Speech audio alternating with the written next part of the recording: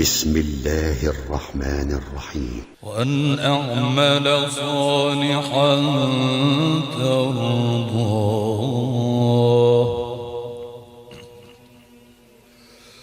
وأن أعمل صالحا ترضاه وأدخلني برحمتك في عبادك الصالحين.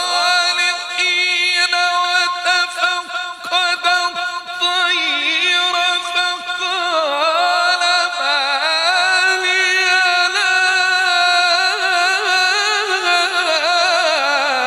أرى الهدهد أم كان من الغائبين لأعذبنه عذابا شديدا.